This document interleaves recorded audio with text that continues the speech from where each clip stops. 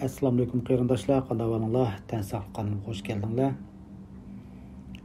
Bugundan boshlab Qadim Qarim shahriniki yozuvchisi Epiktetning Yashash san'ati degan asrini vaqt chiqarib o'qib berishni planladim. Bu psixolog qarab mangdiki haqiqatan isil asar ekan, shunlashqa vaqt ajratib o'qib beray deb o'yladim. Har qaysi o'ylarga azroq bo'lsin foiz tegib qoladi deb. Boshda mundarijdan boshlasam, qandaq mazmunlar borligini bilib olgandan keyin qiziqadigan qarindoshlarniki anglab qo'yishini umid qilaman. Birinchi bölüm. Qurbingiz yetadigan va yetmaydigan ishlarni aniq ayring. O'z ishingizga puxta bo'ling. Mohiyatni bayqang. Her istakda o'zga ehtiyoj. İşlarning haqiqiy mohiyatini ko'ring. Harakatingiz qonuniyatga uyg'un bo'lsin. O'zingizga qaymang. Boshqalarga muhim. Tuhfa o'zingizda. Zehningiz majburiyatingiz bo'lsin. İşlarni bo'lg'unicha qabul qiling. İstikiniz hamon olqiningizda. Kelgulikdan to'liq foydalaning. İlkinizdeki narsalarga obdan qarang. İkinci bölüm. En katısı ma'naviy tinchlikqa purkangan hayot. Munosabatsiz ishlarga ko'ngil ish bermang. Arzu reallik mos kelsin. Hayot bayni ziyofatdir. Boshqalarning passiv qarashiga beqinib qolmang. 3. bölüm. O'z rolingizni yaxshi eling. Hamma ishda yaxshilik mavjud. Baxtingiz qalbingizda. Hech kim sizga azor bera olmas. Maydoningizdan tavranmang. Izlanguchining putiga tikan ko'p kirar. 4. bölüm. Başqalarga aql o'rgatman demang. Fazilat nupusdan a'lo. Yaxshi bilan yomon qo'sh kizak. Tabiatning hukmini tan elib yashang. Bizning qiladiganimiz o'zimizni tizginlash. O'z maydoningiz va farositingizni qadrlang. 7 o'lchab bir kesing. Majhul urinishdan natija chiqmas. O'zingizga amaliy qarang. 5. bölüm. Mas'uliyat kishilar aro munosabatda aks etadi. Sadoqat qarg'ularcha bo'ysunish emas. Ish obyektiv narsa. Xolis niyatni cheklamang. Qandaq odam bo'laydingiz? So'zlang faqat yaxshiliknila. Ahamiyatsiz o'yinlardan yiroq turg'uliq. Aqam sayliqqa e'tibor bering. Teningizni azizlang. Yot jinslarga shalloqlik qilmang. O'zingizni aqlamang. 6. bölüm. Salohiyatinizni saqlashni biling. Namunliq shaxslarning fazilatidan ulgu oling. So'z harakatingizga ehtiyot qiling. Birdamlik hayajon emas, uzungacha so'ziladigan xo'shallikni qo'g'lishing. Maydoningizni ching turing. Axloq bilan logika ikki xil hukm. Amaliy iqtidoringizni to'g'ri tuting. 7. bölüm. Aqlingizni ayang. Normallikni saqlang. Tashqi go'zalligingiz emas, ichki go'zalligingiz hammadan muhim. Zehn tanda emas, aqlda bakrak bo'lsin. Xato qarash, xato ta'sirotdan keladi. Hamma narsada ikki tutqu bor. Muhimi suzuk kalla. Birini birdan. Aqillik gapda emas, harakatda. Oddiy sodda yashang o'zingiz uchun. Aqillar hushyor kelar. Amal ilmdan afzal. Haqiqatga amal qilish uni isbotlashdan muhim. 8. bölüm. G'oyangiz bo'yicha yashashni boshlang. Qalbingizning chaqirig'iga inkas qaytaring. Falsafaning maqsadi haqiqiy xushluq. Mənmənçilikdən qol uzun. Hayatның bərkəti özünü özü qamdaşda. Həmmə işinin başlanışı təs. 9-cu bölüm. Yaxşılıq əzilidir. İctimai üsullarga sual qoyub baxın. Fəzilət yengilməsdir. Dunyoviy puqra bo'lin. Ən küçlük arzumu ərzimaslı gəp. Kitapdan to'g'ri foydalaning. Aloqada ehtiyot qiling. Kang qursoq bo'ling. Faziletiniz üzülməz bo'lsin. Axloq sezmingizga ishining. Xatolashqanlarga qahringizni chashmang. 10-cu bölüm. Alicənab hayatla bayashat hayat. Muhimi nimayu qaysi emas. Aql hammadan a'lo. O'zingizni amlashni biling. Osmon zamin dum ko'mtirilsimi, maydoningizni ching turing. Xush tabassum yashang. Muhim ishlarni kelsi kelmas muhokamaga qo'ymang.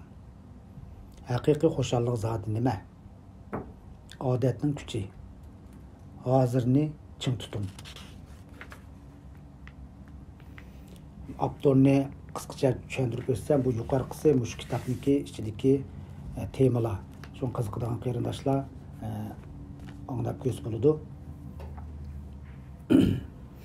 Epiktetning ro'yi. Qandoq qilib baxtli, komil hayot kechira olamiz va qandoq qilib yaxshi banda bo'la olamiz? Mana bu Sekot iqlimidagi ulug' faylasuf Epiktet ömür bo'yi izlangan savol. An'anaviy madrasa ma'rifining asta-asta amaldan qilishi bilan bu ulug' faylasufning ta'limotlari hamma quloqqa yetolmagan bo'lsa-mu, lekin 2000 yillar mobaynida hayotlik haqida izlangan har bir mutafakkur uning tanqidlaridan ilhom olib keldi. Epiktet milodiy 55-yili qadimgi Rim imperiyasining sharqidagi Firziyaha qarashliq Iran Polis degan joyda qul oilasi tug'ilgan. Nero qadimgi Rim imperiyani 86-73 yillar ordisining putukchisi Epafroditdan ta'lim olgan. U kichigidilla o'zgacha iqtidorni namoyon qilgan.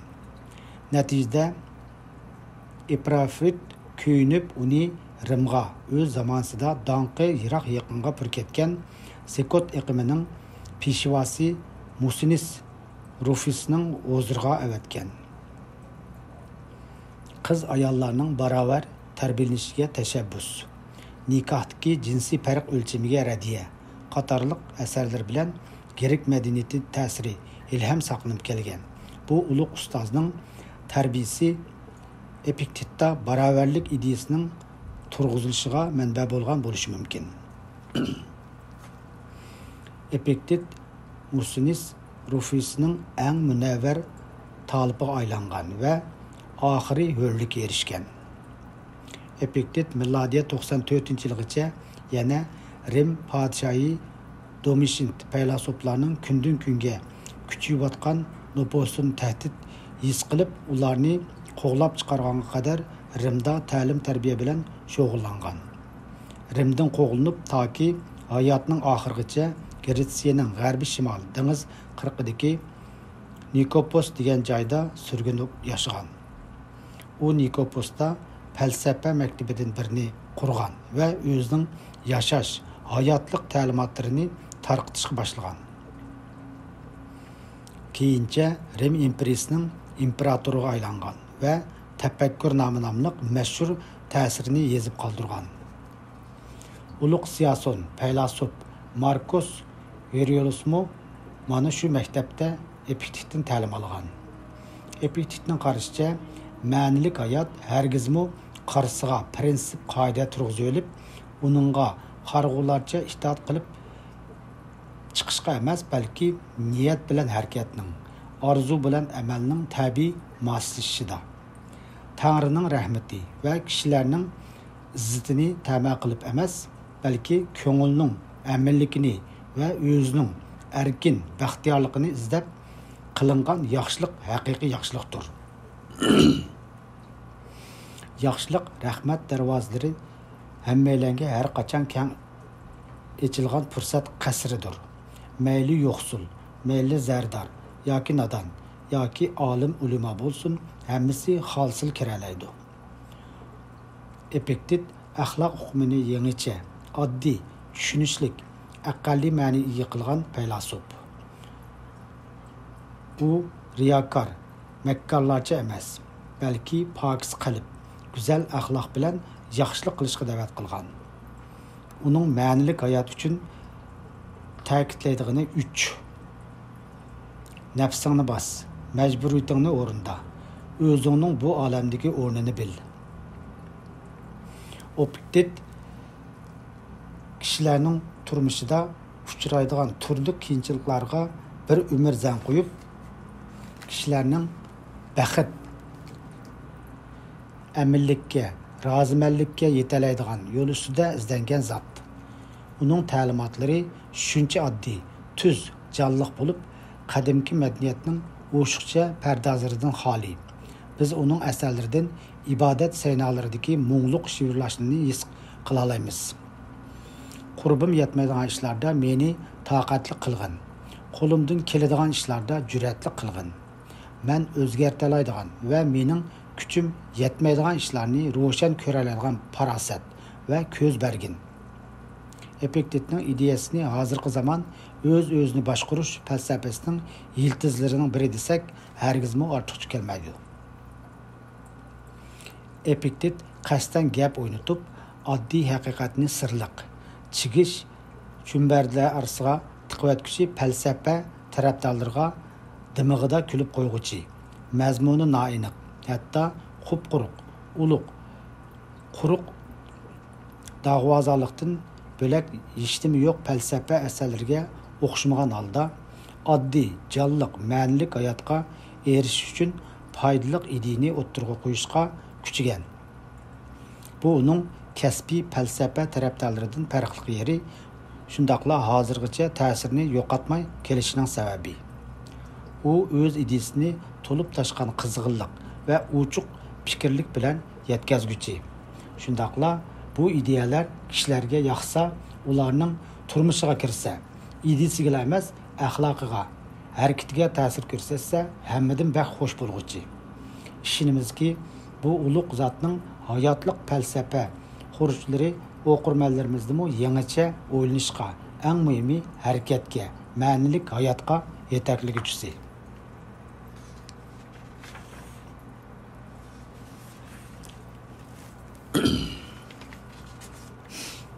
Birinci bölüm. Qurbingiz yetadigan va yetmaydigan ishlarni aniq ayring. Tinchlik va xo'shallikqa erish uchun nimalarni kontrol qila oladigan va qila olmaydiganligimizni oydinlashtirishimiz bek zarur. Qurbimiz yetadigan va yetmaydigan ishlarni ayırıb olgandala ko'ngilning amilligi, ishlarning xayrligini qo'lga keltirish mumkin. Biz o'y, xiyol, arzu, istak, shundaqla g'azab nafratimizni boshqarishga qodirmiz. Mana bular biz bilan bevosita munosabatlik, shundaqla bizning ruhimiz, tanlashimiz bilan aloqador narsalardir. Ammo biz qandoq tan, qandoq jinis, qandoq oilada tug'ilishni, boshqalarning bizga qandoq muomala qilishini, shundaqla yoqtirish, yoqtirmasligimizdan mustasno mavjud bo'laveradigan jamiyatdagi o'rnimizni tanlay olmaymiz. Bu narsalarga bizning qurbimiz yetmaydi. Esingizni ching tuting. Qurbimiz yetmaydigan ishlarni o'zgartirishga urinish xafichilikdan o'zga hech narsa kelmas. Kuchimiz yetadigan ishlar hamon bizning harakatimizda. To'sqinsiz, cheklimisiz holda ixtiyorimizda. Kuchimiz yetmaydigan ishlar hamon mavhum, noaniq. U baribir boshqalarning qarashi va harakatiga bog'liq. O'zingizning kontrol doirasidan olqib boshqalarning ishiga olishman deydigansiz, burningizga yeyishingizda, umidsizlik, g'amkinlik patqiga petishingizda yoki atidan kechgacha tirnoq ostidan kir izlaydigan putaqchi bandiga aylanib qilishingizda gap yo'q. Öz işinizga puxta boling. Zehningizni o'zingiz bilan munosabatli ishlarga sarf qiling. Esingizda mahkam tutingki, boshqalarning ishi hargiz sizga taalluq emas. Shundoq qilsangizlar boshqalarning ramkasiga tushib qolmaysiz. Haqiqiy tinchlikqa erishalaysiz. Iqtidoringizni joriy qildira olasiz. Hargizmi kuchingizni xalqdan ahmoqlarcha ivan izlash, qusur tepishqa, haqlarga otkorchilik qilishga sarf qilib yurmaysiz. O'zingizning ishiga puxta, astoydil bo'lsangiz, vijdoningizga xilof ishlarni qilmaysiz. Hech kim sizga azor bera olmaydi. Dushmanlashmaysiz siz. Dushmanlikni ko'rmaysiz. Albatta, mundaq prinsip bilan yashash haqiqatan oson emas. Ba'zi narsalarni uzul kesil tark qilishingizga, ba'zilarini vaqtincha qo'yib turishga to'g'ri keladi. Baxt va tinchlikqa erishmak uchun mol dunyo va huquqdan voz kechmay bo'lmas. Bugun shunchalik o'qay, oxirini keyin qatim YouTube'da o'qib beraman. Rahmat hammalarga.